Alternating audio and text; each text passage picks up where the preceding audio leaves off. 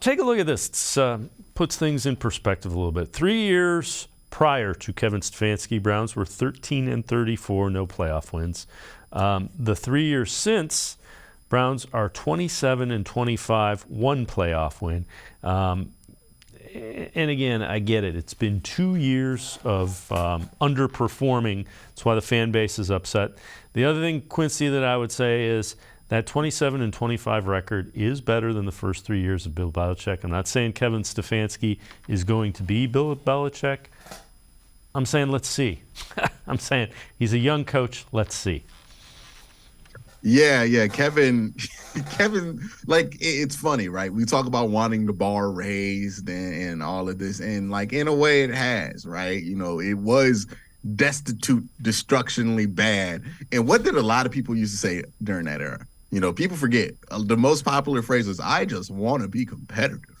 Right? Remember that, Dave? Everybody would say, we just want to be competitive. Well, we're competitive now. Now we want to be champions, right? That's kind of how this thing works, right? You keep wanting to move up the ladder, right? So Kevin has done a good job getting this team to a certain place.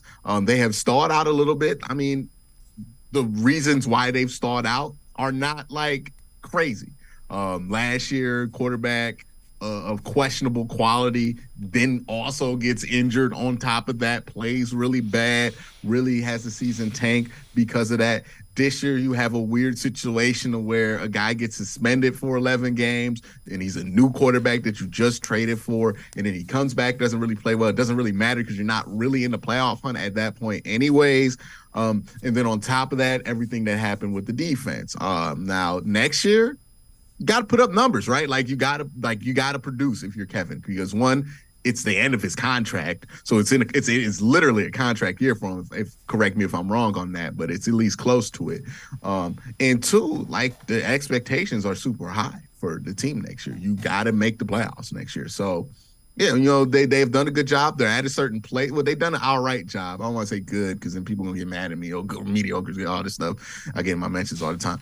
But I would say they've done a decent job of being better than what they have. But next year is where they got to start making strides to, you know, instead of being envious of Cincinnati, right, of where they're at, we need to compete.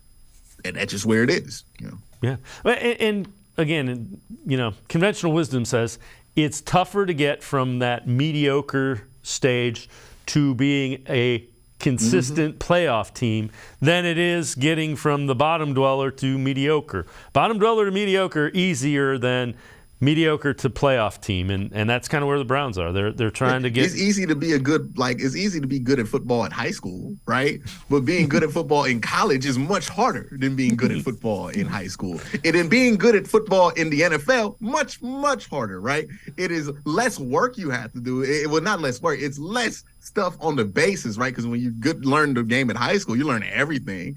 But it's the fine details of things, and it is that the margin of error becomes that much thinner as you keep going up those rungs. So it's not as simple as like, well, this guy, you know, he went from this to that. It's like, hey, once you hit that part of, okay, now you have playoff expectations every year. Now you need to be Super Bowl contender. And then when you get to Super Bowl contender, you need to go to where very few teams have ever gotten in the NFL, which is dynasty, right? Like, that's where you're trying to get to. Even the Chiefs haven't broken that ceiling yet. And they're the Chiefs, right? They're the team that we unilaterally say, oh, that's what you want to be.